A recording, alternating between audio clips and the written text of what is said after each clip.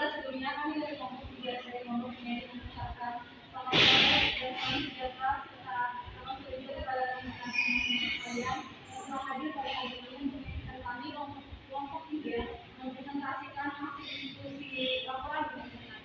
Baiklah, sebelum memulai menjelaskan mengenai materi mengenai analisis prinsip demokrasi dalam pelaksanaan pemilu 2024 terhadap perilaku politik identitas untuk mendapatkan dukungan suara dari masyarakat di dalam studi kelurahan Sidoarjo dan Gunung. Terlebih dahulu saya dan teman-teman saya akan memperkenalkan diri. Perkenalkan, nama saya Febri Nasina Panjaitan sebagai moderator dan rekan saya. Perkenalkan, nama saya Ruth dan perkenalkan, nama saya Andri Yaraha. Baiklah rekan-rekan semuanya, sebelum memulai menjelaskan mengenai materi tersebut, terlebih dahulu kami dari kelompok 3 ingin mempersembahkan lagu yang berjudul Kau begitu sempurna di mataku, kau berindah buat diriku selalu memuja.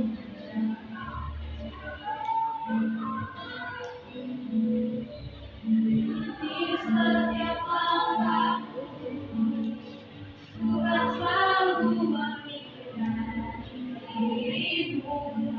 Satu bayangkan hidupku tanpa cintamu.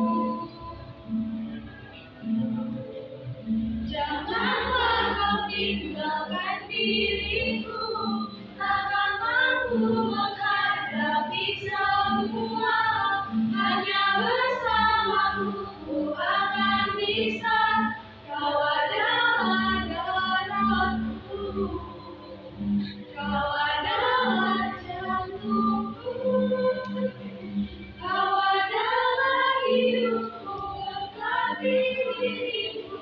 Oh sayangku, kau begitu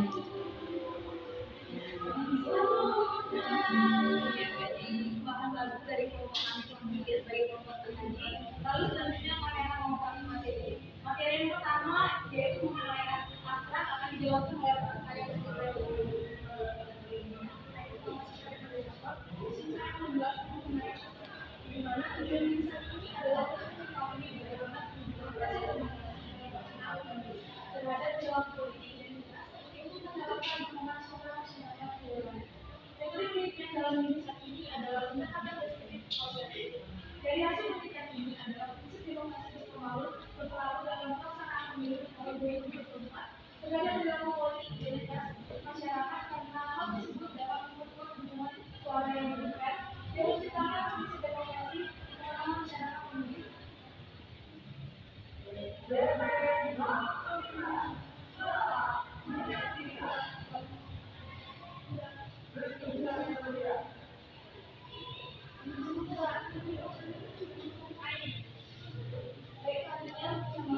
Ada rumusan masalahnya adalah yang pertama bagaimana respon masyarakat dalam mengenai pemilu 2024. Yang kedua, bagaimana partisipasi masyarakat dalam kehidupan pemilu 2024. Yang ketiga, bagaimana dampak positif dan negatif menjelang pemilu 2024 dalam mendapatkan dukungan suara dari masyarakat Indonesia.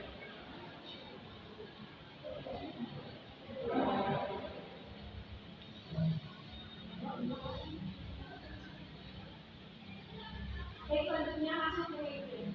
Berdasarkan hasil penelitian yang telah dilakukan masyarakat kelurahan Dasri, sudah cukup mengetahui serta memahami bagaimana prinsip demokrasi yang diterapkan di dalam pelaksanaan pemilu. Para responden yang peneliti berikan pertanyaan juga memberikan penjelasan bahwa demokrasi dalam pemilu memang harus benar-benar diterapkan secara seperti yang kita ketahui bahwasanya demokrasi merupakan tempat rakyat menyalurkan serta aspirasi serta suaranya dalam memilih pemerintah atau pemimpin. Hal ini dapat disimpulkan bahwa pelaksanaan pemilu atau pemilihan umum memang tidak akan lepas dari prinsip demokrasi guna menciptakan kewenangan rakyat. Baik, selanjutnya saya kembali mengulas. Baiklah, terima kasih kepada rekan saya di hal ini dari ini. Lalu di sini saya akan lanjut menjelaskan mengenai kesimpulan. Berdasarkan hasil penelitian yang telah dilakukan, masyarakat Jalan Seri Kelurahan Sidoarjo sudah cukup mengetahui serta memahami bagaimana prinsip demokrasi diterapkan dalam Begitu sama sebagai utama dalam demokrasi. Dalam apa saya demokrasi? Segala sesuatu yang kami akan dievaluasi optimal dalam lembaga perwakilan. Oleh karena itu, atribusi pemilih yang utama adalah sebagai sarana untuk mewujudkan kedaulatan. Yang dimana mereka juga memberikan penjelasan bahwa pemilu dianggap sebagai akan yang utama demokrasi karena dalam pemilu rakyat menggunakan suaranya, sehingga melaksanakan hak politiknya dan itu menjadi secara langsung dan bebas. Baiklah, sekian pemaparan materi dari kelompok kami sebagai kelompok penyaji. Kami membuka pertanyaan kepada rekan-rekan audiens yang ingin mengajukan pertanyaan kepada kelompok ini.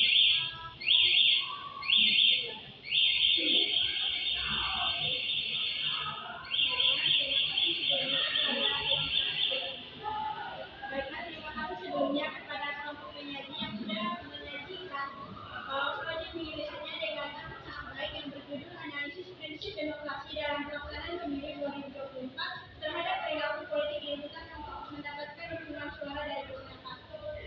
Sebelumnya perkenalkan nama saya Deni Maisal Siregar dari kelompok 8. Izin bertanya kepada kelompok penyaji. Seperti yang kita ketahui bahwa pelaksanaan pemilu memang tidak akan terlepas dari prinsip demokrasi guna mencapai kedaulatan rakyat. Pertanyaannya adalah, bagaimana tanggapan kelompok penyaji terkait praktik politik uang jika dikaitkan dengan sistem pemerintahan yang terlibat? Terima kasih.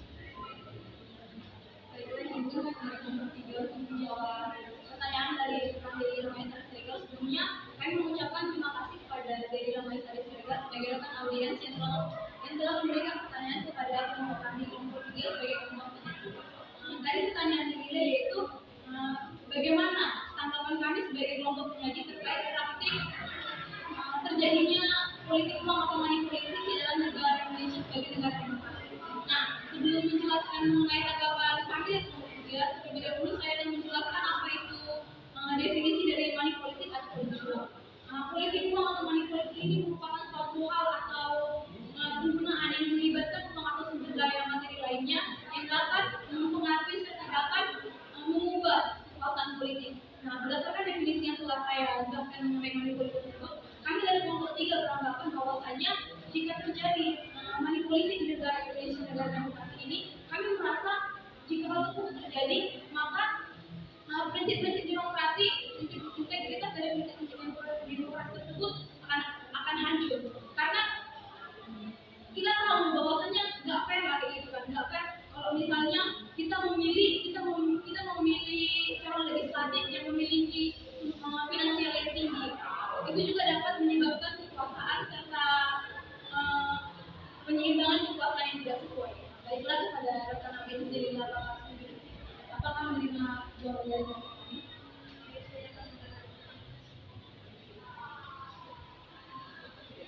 Baiklah, saya kembalikan kepada Ibu.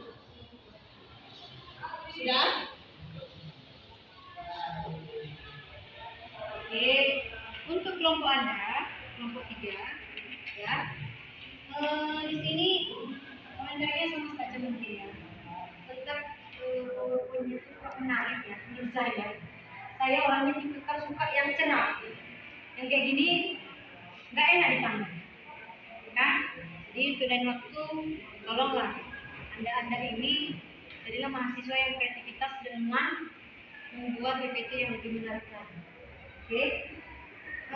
Untuk kelompok Anda ya, komentarnya ya, selalulah kompak dalam mengerjakan apapun.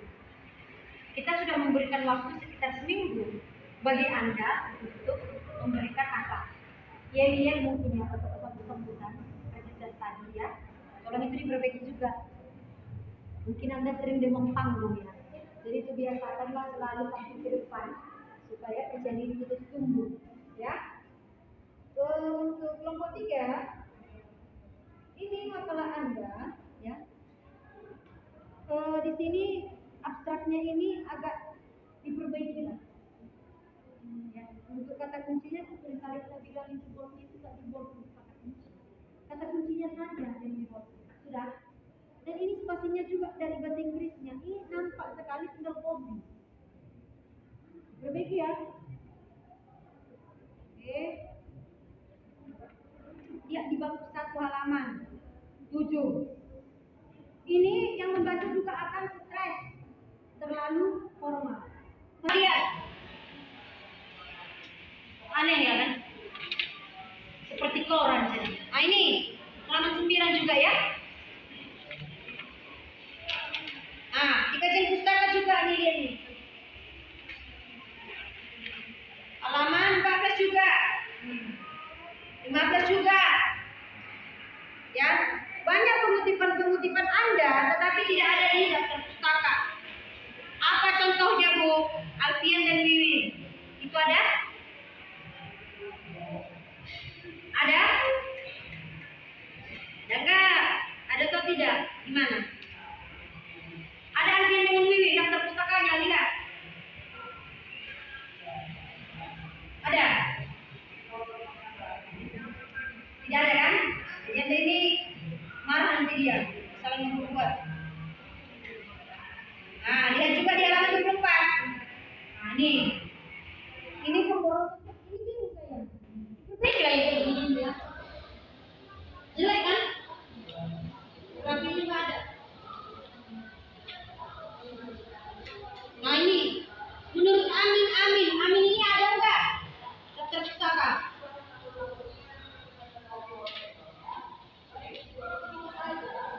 Ada? Ada Amelia? Nah, enggak ada. Pratiwi ada enggak?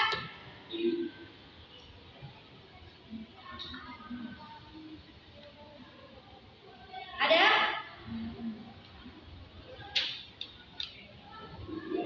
Enggak ada. Di halaman 33. Loh. Jelek kan? Jelek kan jadi gini kan?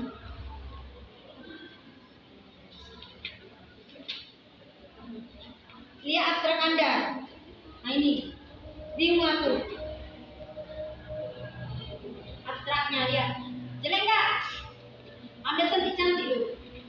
Nah. Abstraknya. Nah ini tiba-tiba ini bisa ini ya. Daftar pustaka. Sedikit-sedikit. Ya. Nah, tiba-tiba ke sini, ya kan?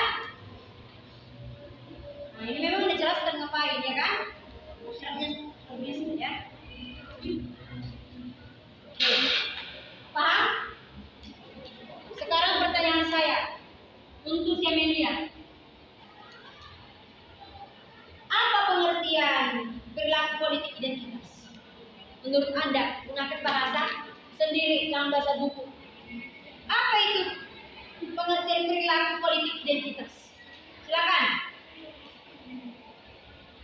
Oh, kau siapa? Febri. Oh iya ya. Tadi ya. Apa Amelia? Pengertian perilaku politik identitas apa?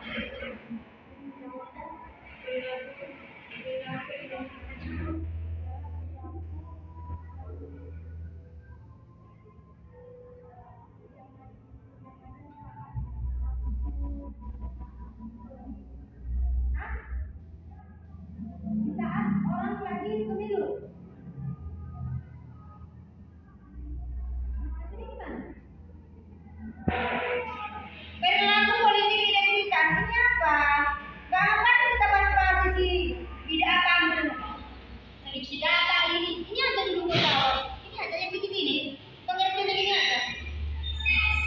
Kan kalau kerja kan kalau nggak tahu pengertiannya sama aja. Apa itu? Apa perilaku politik identitas? Gimana?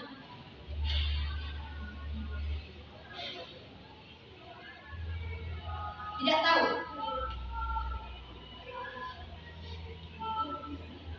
Tidak tahu. Oke, lanjut si Febrian.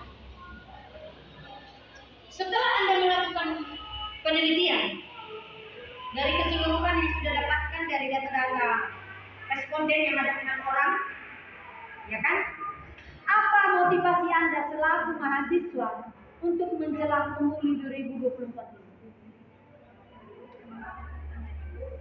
Motivasi saya selaku mahasiswa dalam menjelang pemilu 2024 ini berdasarkan budaya kami angkat mengenai demokrasi. Saya sebagai mahasiswa demokrasi tersebut, saya akan memberikan aspirasi terjadinya pemilu tersebut. Saya pribadi akan memilih berdasarkan aturan saya mana nanti calon pemerintah yang cocok menjabat di negara ini. Stop. Kalau ada serangan pajak, apakah Anda tergiur atau tidak? Anda percaya? Anda 100% yakin? Munafik.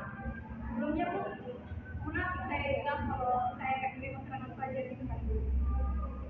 Karena maksud gua dalam politik uang, atau serangan pajak maksud dalam politik uang. Tetapi kayak kemarin saya pernah dengar salah satu calon presiden kan itu Pak Prabowo, dia bilang kayak gini, nggak apa-apa kita menerima uang, apa kita menerima uang dari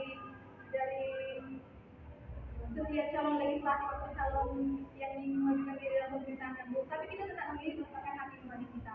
Jadi misalkan datang serangan pajak sama saya tetap menerima tersebut, tapi saya memilih mana yang sesuai dengan hati. Berarti demokrasi belum ada terapkan. Tapi dia bilang tadi saya menerapkan demokrasi. Kalau dia sudah menerapkan demokrasi, dia paling nanti tidak menerima serangan pajak. Itu salah satu adalah korupsi. Coba gimana? Karena saya berdasarkan dari pendapat Anda. Tadi Anda mengatakan loh, saya menerapkan demokrasi. Setelah saya giur, belum saya kasih uang pemerintah demokrasi, Anda sudah jawab. Berarti sama aja Anda mengaku. Gimana? Demokrasi ini kan didefinisikan juga sebagai dari rakyat, oleh rakyat dan Indonesia.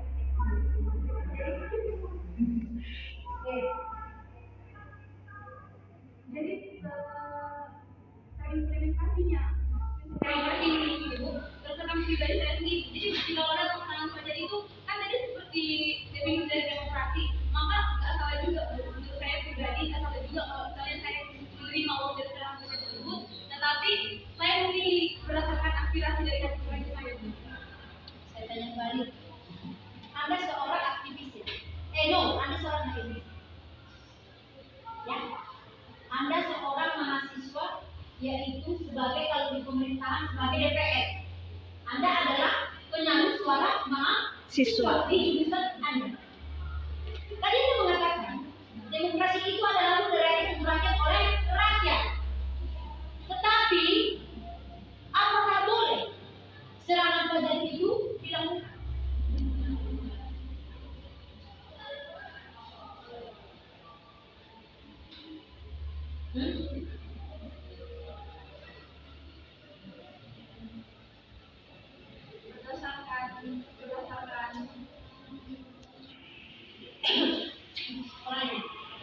Berdasarkan aturan dari penyelenggaraan di mana kita mengambil demokrasi, sebenarnya serangan pajak ini tidak disarankan karena sama saja itu merupakan suatu hal menyogok seseorang dengan cara yang tidak bagus. Dimana nanti kan Bu, misalnya serangan pajak ini biasanya yang melakukan orang-orang yang memiliki finansial yang tinggi kan, sumber daya memiliki sumber daya materi, enggak juga. Dia bisa menyogok sama masyarakat karena dia punya materi sama mobil. Enggak juga. Saya mau bertanya lagi. Kalau kita mau mencalonkan sesuatu, ditengok nggak apa kayak gitu? Dicek kan? Prabowo, siapa lagi? Si Gibran itu siapa lagi? Ganjar. Ada kan? Ya kalau ambisi jadi presiden sama bisa. Benar nggak? Kita balik lagi. Jadi dapat kesimpulan. Jadi Anda seorang mahasiswa, kan? Anda tadi mengatakan, iya Bu, saya tetap dengan hati nurani saya. Kalau Anda menerima uangnya tadi, itu adalah sokongan. Anda tidak merasa jantungan gitu? Ketika Anda mau makan uang tadi, makan bakso, apa, akhirnya tidak milih ya di mana itu? Dipertentangkan ada hati nurani Anda secara manusiawi itu. Tidak ada rasa merasa besar. Karena serangan pajak itu kan juga yang nanti ini kan pemerintah ini mendapatkan uang juga dari masyarakat. Jadi sebenarnya uang itu yang dikasih pemerintah balik-balik ke masyarakat itu juga uang dari masyarakat itu juga. Dari mana Anda tahu? Kan sebenarnya uang pajak. Jadi uang pajak dipakai presiden bukannya kalau uang serangan pajak. Kalau mau kita bicara. Halo. Kita Itulah gunanya Anda bersekolah. Kata Ruth, saya mau bertanya Ruth, Anda selaku mahasiswa PPKN Warga Negara, setelah Anda melakukan wawancara, menurut pandangan Anda selaku mahasiswa PPKN, apakah semua jawaban-jawaban yang Anda wawancara itu sudah cocok Anda rasa untuk menjelang pemilu 2024?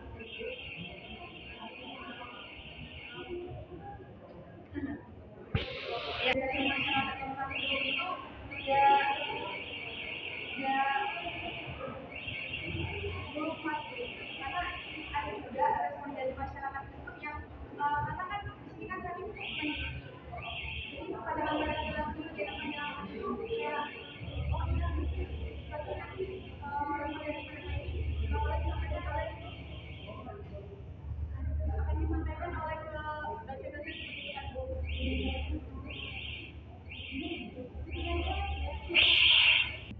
Jadi Bu, respon dari masyarakat itu belum kami belum merasa puas karena kebanyakan masyarakat yang kami itu masih masyarakat awam. Anda berani menyatakan mereka masyarakat awam setelah di kesempatan mana Anda menggunakan tempatnya mereka?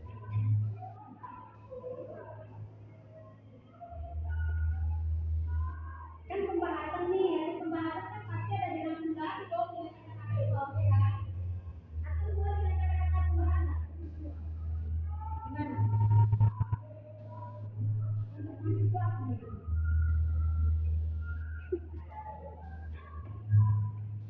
Mana?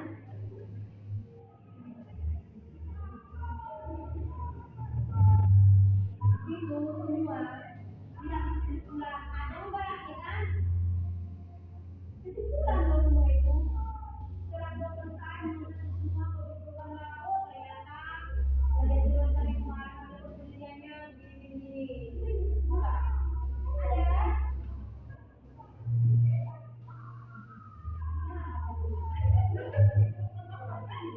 Kalian sudah cukup mengetahui tentang memahami bagaimana prinsip demokrasi yang diterapkan di dalam pelaksanaan pemilu. Tapi Anda mengatakan tadi belum puas. Tapi di sini Anda mengatakan sudah menerima. Sudah mengerti karena mereka Anda mengatakan mereka masyarakat awam. Ini enggak. Perbaiki ya. Kita berbicara data, saya bahas apa yang Anda tulis. Saya tanya.